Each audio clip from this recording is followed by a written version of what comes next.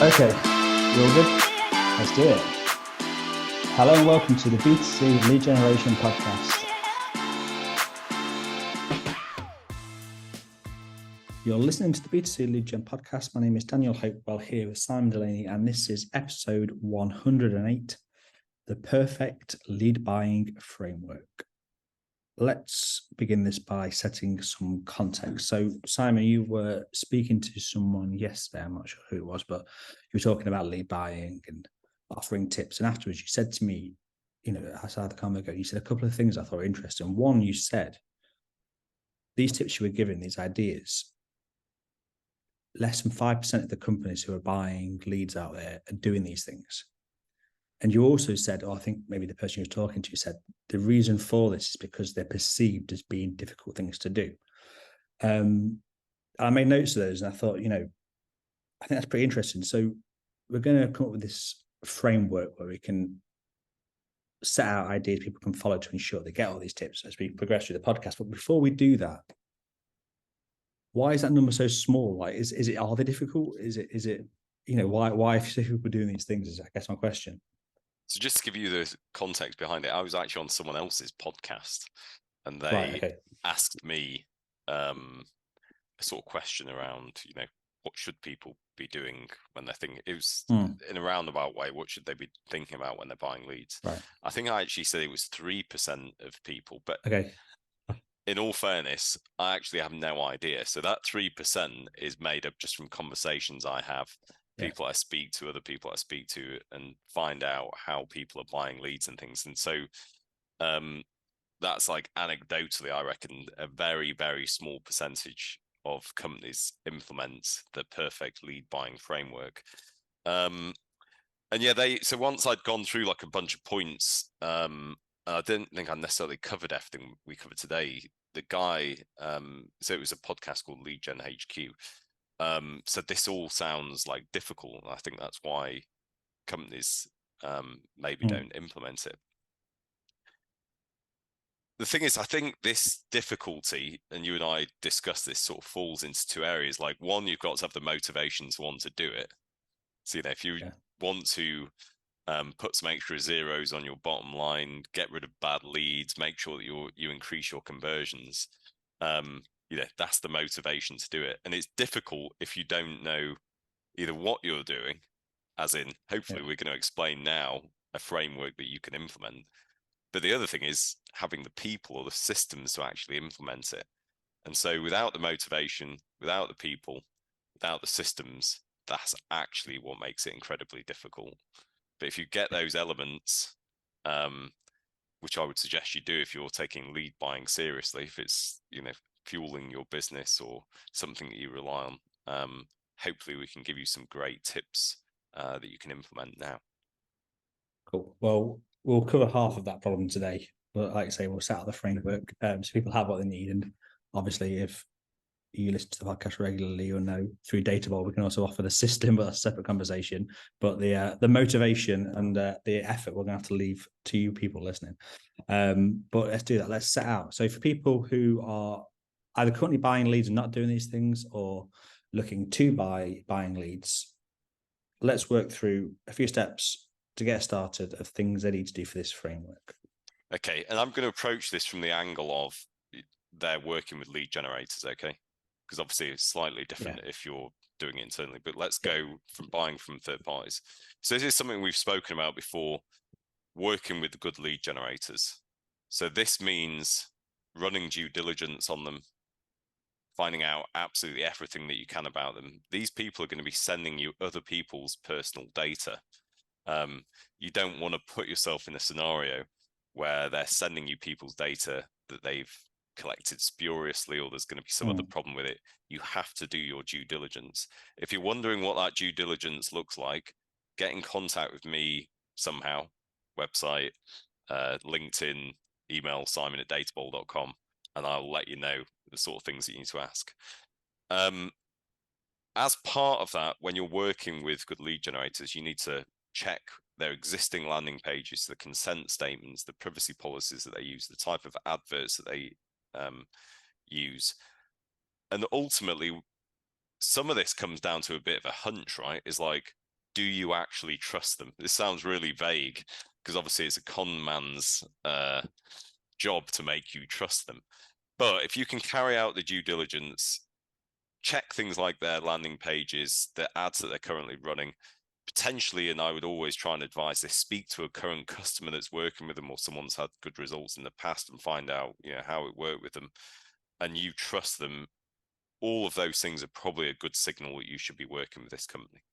And failing all of that, and we, as you know, have some software in beta at the moment called Partner Hype that we've pushed to death and then kind of like died back on, but we've still got it in the background. We're just doing some tweaks and stuff to it, so that'll be launching soon. But the idea is it's a great way to meet good lead generators if you're a lead buyer or an advertiser. So we'll keep people updated on that. Number two is, so once you've decided who you're going to be working with as a lead generator, they need to understand everything about the process that you're going to be putting lead through, obviously. So they need to know sales scripts, what happens when a lead is sent from them to you and they receive it, how you're going to be paying them, what the terms and conditions are, the payment terms, basically absolutely everything so that they can understand what the process is that these leads are going to be going through. And you do that because you want the advert to match exactly what the sales or marketing process is that these leads are going into. You want the landing page to match. You want keywords in Google. You want ads on Facebook, everything to match up so that there isn't some difference between the marketing and sales process. And as part of that, you also need to get all the necessary information about what the ad looks like, what the source is that's going to be used, what's the channel that's used, what's the keyword. Absolutely everything needs to get passed as a value in the lead that you're receiving. And the reason you do this is with this information, you can then see at a really granular level exactly where positive outcomes or sales are being made on the leads that are being sent you. So even though you're setting all this up in advance, you're setting it all up so that once stuff happens at the end of the lead generation process and sales are made or whatever happens, you can see exactly where this data is coming from that leads to success, basically. And number three is within this, make sure it's real people. We're just talking about verification, qualification, deduping leads, suppressing leads. We've actually done individual podcasts around verification and deduplication, I think, not qualification and suppression. Deduplication, listen to the other podcasts where you go really in depth about using intent and different sources and how you need to think about deduping. It's not quite as binary as you think. And with verification, you just want to make sure that you're dealing with real people you can actually contact. And the same with qualification. Can they actually be your customer? Are they in the right geo region? Are they the right gender? Whatever it is that means someone can or can't be your customer. If you're not removing that as you receive the lead before it's put into a marketing or sales function, it means that you're just wasting money effectively. Their first 3 points, any questions around any of that? There's only you that I can ask. No, well, I was just going to point out two things. One, like you said about the other podcast, we also, I think we did one on everything you need to know in the audit. I know you said people can email in, but if they don't want to do that, or I don't know how, whatever. I think there is a podcast where we actually cover everything you did in the audit. So I'll post that along with this or something, so you can get that. And I was also going to say, I mean, that's a starting point. I think you've almost done this chronologically. Like, it's finding the good people, getting the systems in place to track everything and feedback, all that kind of stuff, and making sure that the people are real. It's like a good sort of a foundational point, I think, to begin with. But I don't want to criticize your point, but when you say point 3, when you word it as though make sure that people are real, it makes it seem quite mad in a way that people might not might buy leads people who aren't real. Like, when you phrase it like that. I mean, they do though. It's, I've had, I mean, this is the bizarre thing for me. And this is going completely off topic, right? So as you know, I post on LinkedIn pretty much every day. I maybe do it like 4 times a week if I'm not on holiday or something like that. I never do it at the weekend. and I try and go like quite in depth. Right? I always think in my mind, like, if I can really try and add value and go into like quite a complicated scenario, that someone might be able to fix with some like data orchestration method or something that's going to, it seems very complicated, but changing it radically, like 5 people will like it. Nobody does. If I post something about verification and go, bad leads, boo, it's like that. Those posts do the best, and I think that the reason is that when you're in the trenches, so to speak, it's really easy to imagine this is like just such a simple thing that everybody should be doing, and it should be ubiquitous, and everyone must be doing it already. But it's only last week, I think, that a massive window company in the UK, probably over 100 million turnover, I think, they had just a problem with like Mickey Mouse names and bad details coming in. That's just like mind-boggling to me. I was like, how are you letting this happen?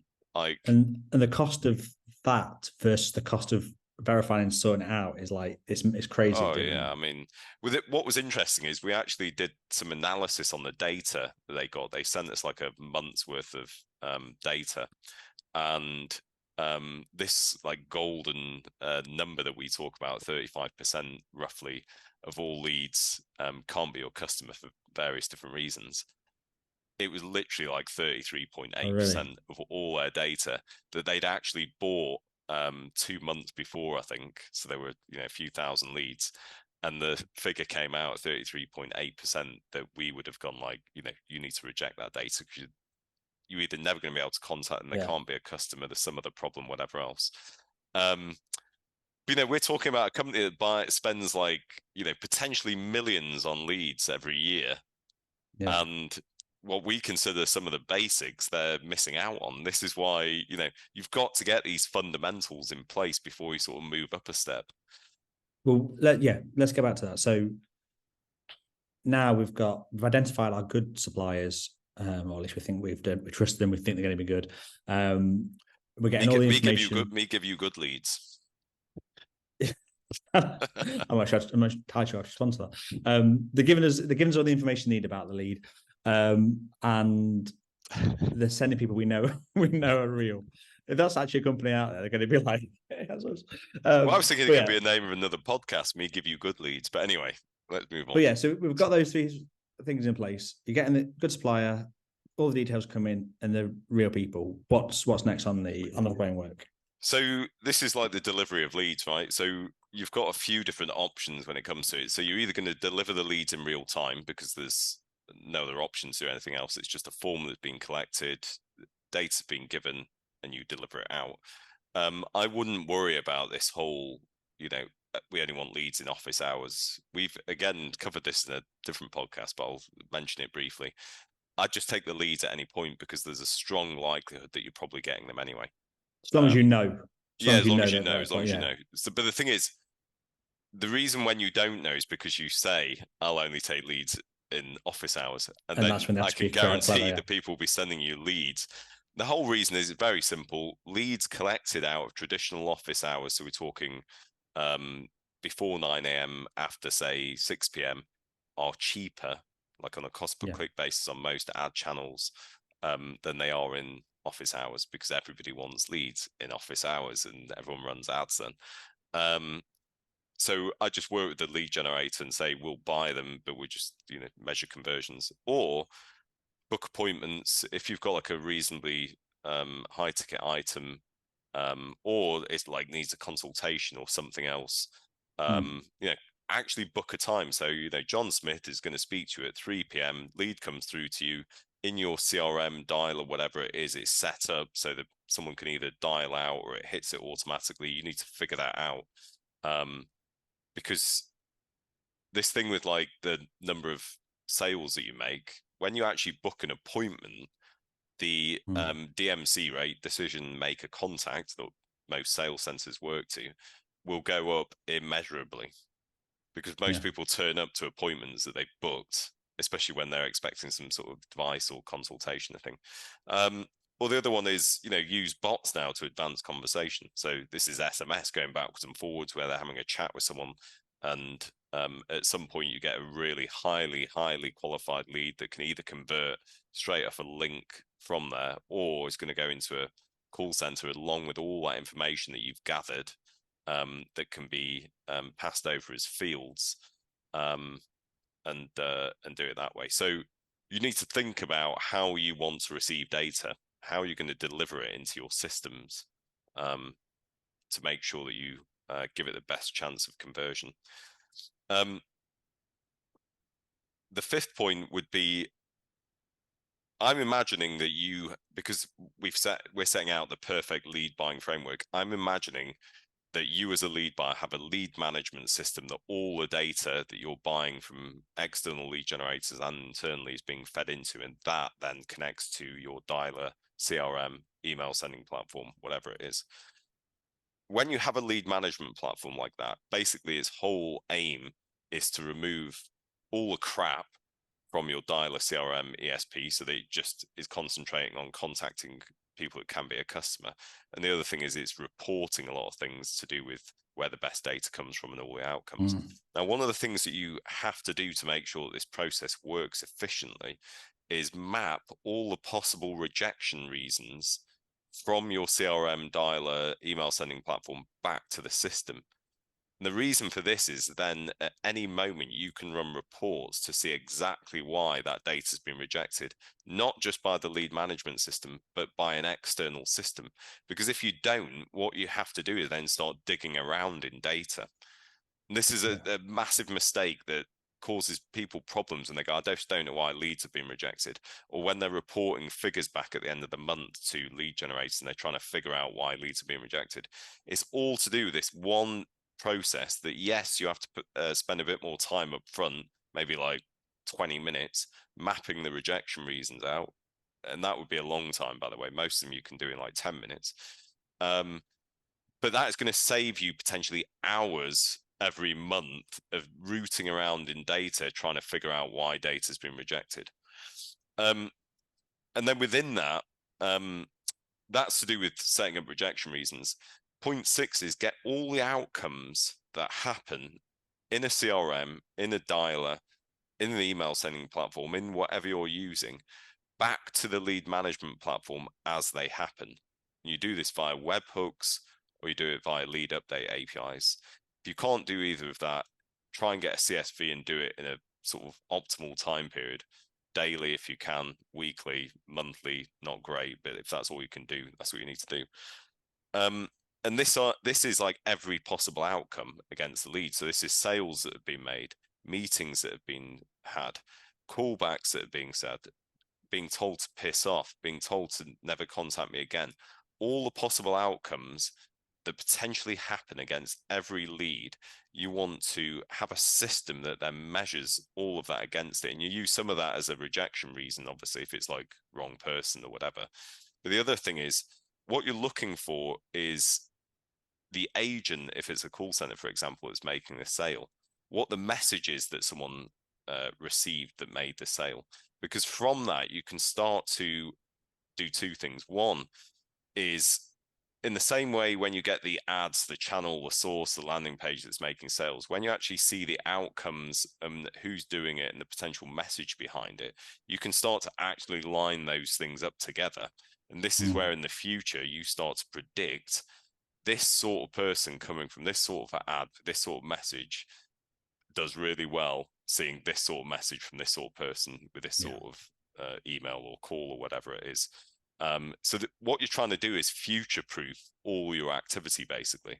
And this is where you could almost come into like machine learning post collecting this information. It can start working out based on that exactly where leads need to go, who is it that needs to speak to things. But you can't do any of this unless you get all this information ready for stuff to be analyzed. And so you could either do it manually, it's relatively simple, or you get machines to do it.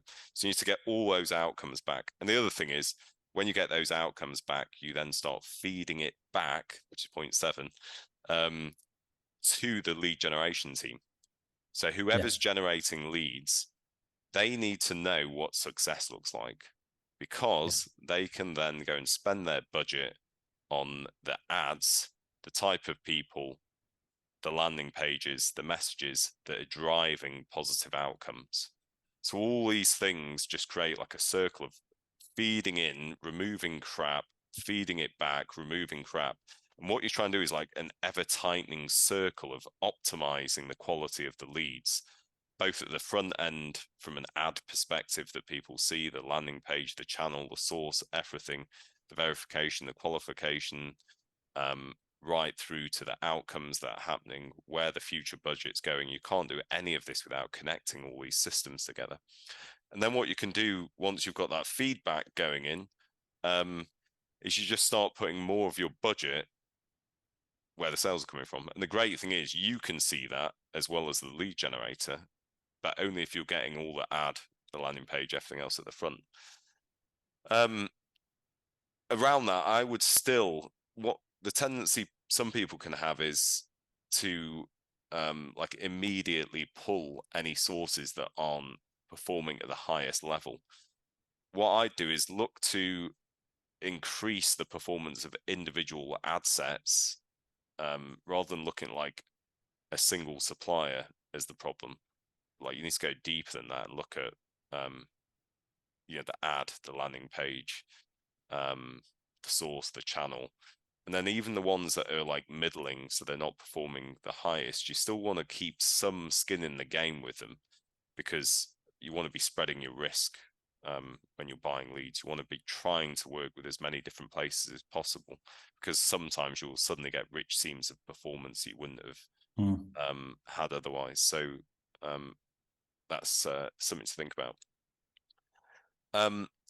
Point 8 on this, that again I sort of went over on this podcast, is all this information, feed it all into reports. So this is build a report that all the information can go into. Could be in something like Tableau, BI, whatever it's going to be, so that at a glance you can start seeing what's working, what isn't, what's driving sales, what's not, how much data is being removed, where you need to place more budget.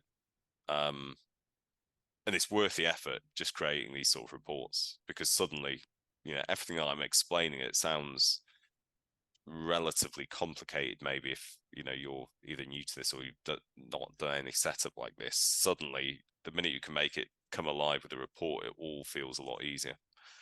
And the key thing is you can see the ROI and your CPA and tie it back to CPLs and sales rates and everything else. And point 9, nurture leads that don't have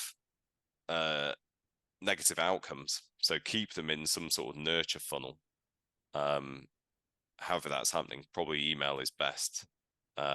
If you've got it in a dialer anyway, and you're, typically what they'll do is call it for 1 month, rest it for a month, call it for a month, but then you can keep emailing them over a period of time, purely because at some point they might change their mind. It's so cost effective emailing anyway, that it's definitely worth doing. But the key thing is to add value and try and resonate with people, which is the mistake that a lot of people make.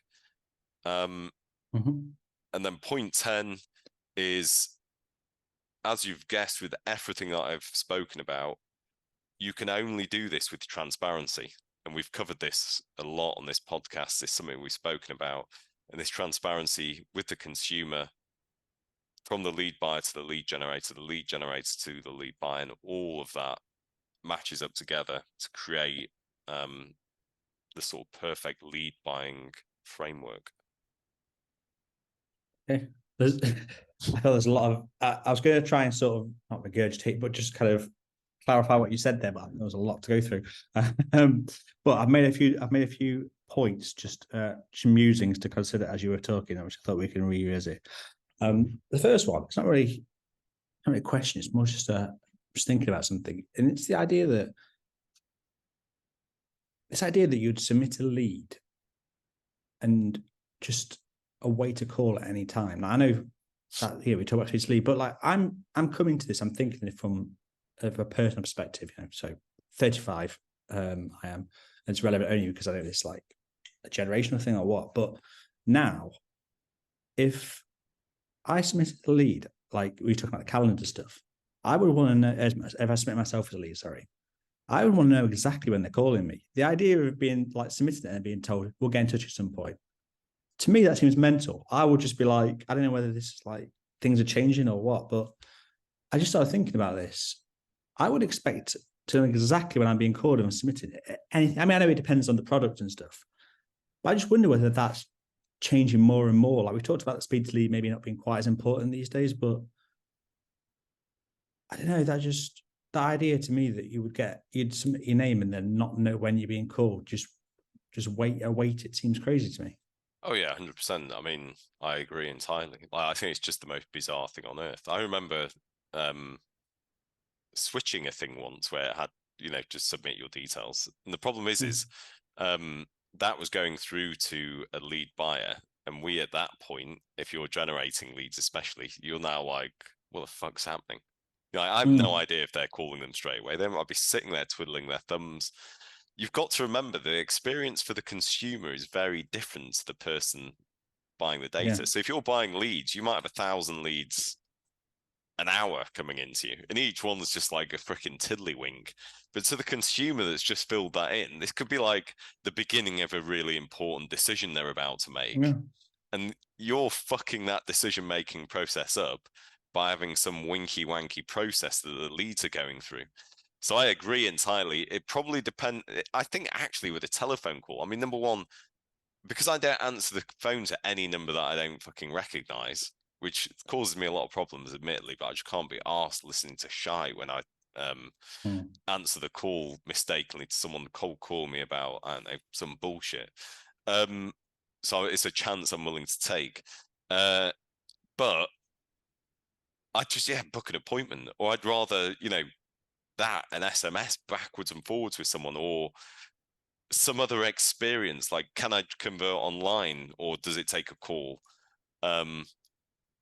Everybody's different, so it's quite difficult to say this is how I think. But I agree. Like, it's 2023. This idea of just like a form and data being collected, now it being sent off into the ether, and this person sitting there going like, I wonder if they'll ever call, or like, it's bizarre. Well, it made me think of what Oliver Kenyon said when he came on a few weeks ago, when he said, when was the last time you almost put your customer hat on, went through the process and, spot any points of friction?